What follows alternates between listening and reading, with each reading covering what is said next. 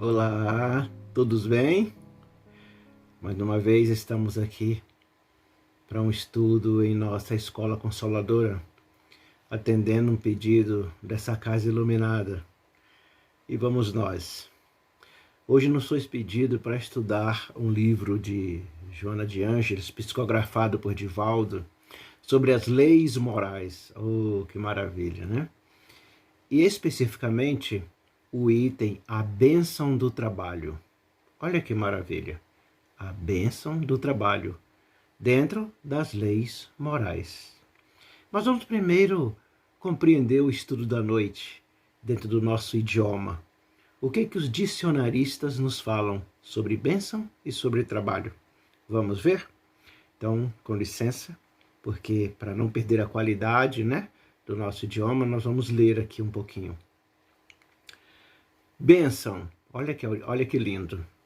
Ato ou efeito de oferecer voto de felicidade e proteção em favor de alguém, desejar o bem. Tá aí a bênção. E trabalho, o que dizem os nossos dicionários? Conjunto de atividades produtivas ou criativas que é exercida para atingir determinado objetivo. Então, o trabalho, a bênção dele, é porque nos leva a um objetivo. Mas antes de entrar especificamente em Joana de Ângeles, e hoje vou pedir licença a vocês de, em vez de eu fazer os comentários com a minha fala, lerei o texto e dando tempo faremos alguns comentários, queria falar de algo que nós nem nos preocupamos com relação a nós mesmos. Não é? Para começar a entender a bênção do trabalho, que esse ato ou efeito de felicidade e proteção em favor de alguém, desejar o bem, como também um conjunto de atividades produtivas e criativas para um determinado objetivo. Eu quero falar do átomo. Quantos átomos há em nosso corpo? Porque nós somos atômicos, não é isso? Somos atômicos. Quantos átomos há? Alguém tem uma ideia? Então vamos nós. O átomo é constituído de prótons, elétrons e nêutrons, certo? Isso aí todo mundo se lembra na escola. Mas cada célula do corpo humano possui 7 quadrilhões de átomos. Cada célula possui 7 quadrilhões de átomos. Na nossa cabeça é tanto zero que não dá nem para pensar. Mas também, nós temos no corpo 70 trilhões de células, nos abençoando com o seu trabalho, para alcançar um determinado fim, que é a experiência na vida material, a fim de que possamos um dia, enquanto seres evoluídos, não necessitar mais de 7 quadrilhões de átomos em cada célula e de 70 trilhões de células no corpo humano. É uma beleza já se imaginar a imensidão de estruturas que se colocam à nossa disposição e que nós nem pensamos nelas. Aliás, algumas vezes as comprometemos, não é? Com a má alimentação, com a irritabilidade, a perda de sono, e elas ficam ali trabalhando de maneira desinteressada e incondicional por amor, para a nossa bênção, a fim de que possamos cumprir o período reencarnatório que o Criador nos deu, a fim de que pudéssemos pagar com galhardia o último ceitil, reconciliando-se constantemente com nossos adversários. E aí vamos para o texto.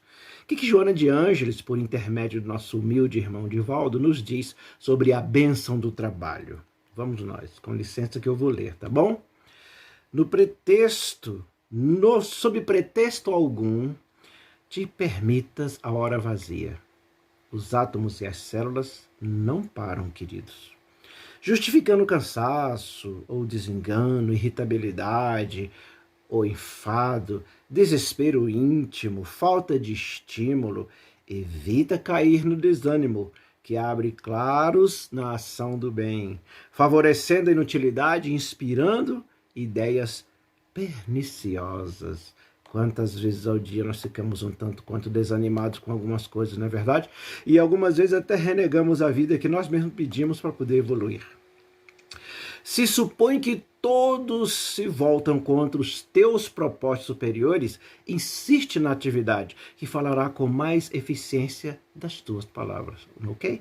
Então, às vezes, nós ficamos irritados com aquele dirigente, aquele companheiro de atividade, dentro dos nossos lares, no trabalho comum da vida, né, material, ficamos ali e trocamos de atividade, queremos surgir para não ficar perto daquelas pessoas. E Joana de Anjos vem nos dizer que, ora, produza, sirva, os atos, né, a eficiência do nosso servir será mais eficiente do que tentar usar palavras para recompor ou restituir o nosso ego, né? Porque às vezes as pessoas não nos atrapalham.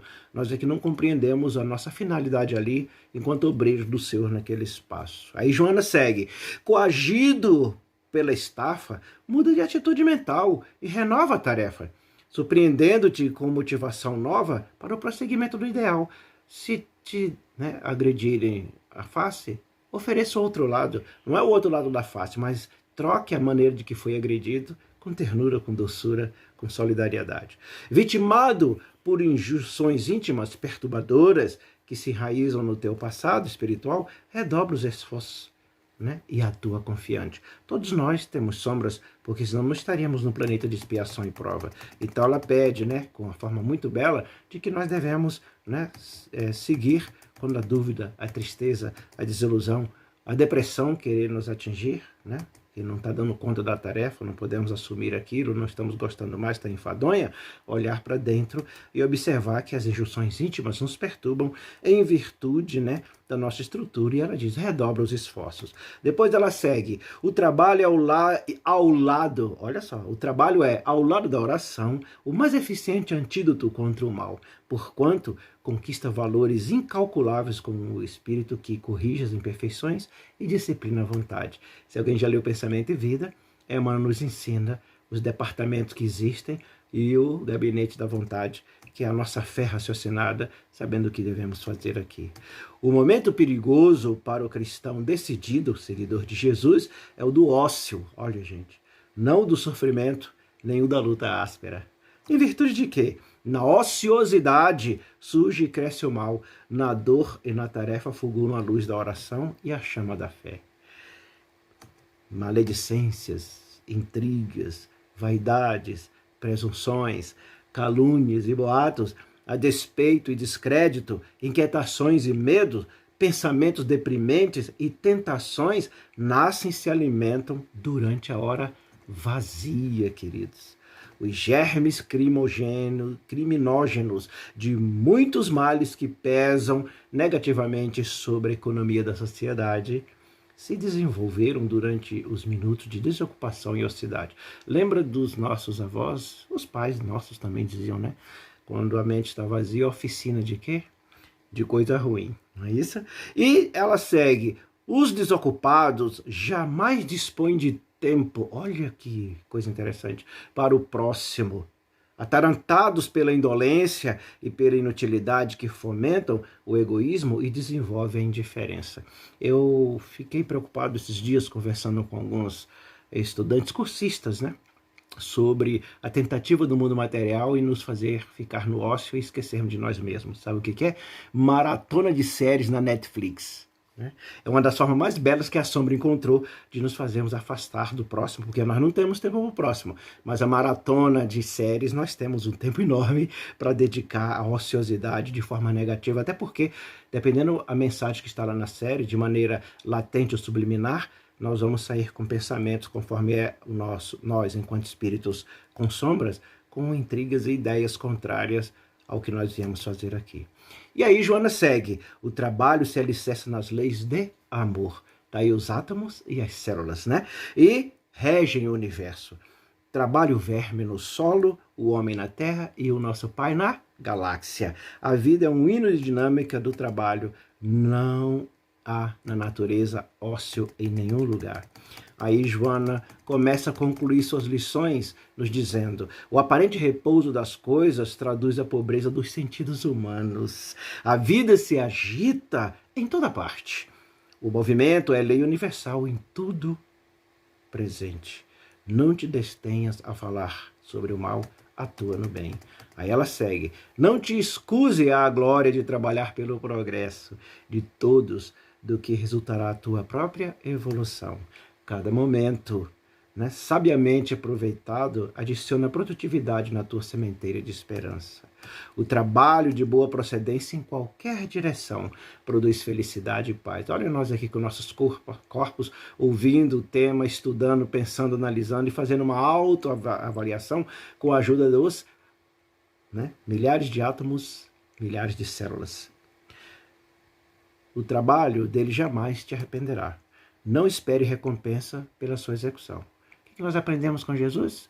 Os meus são reconhecidos por servirem desinteressadamente e amarem incondicionalmente, não é isso?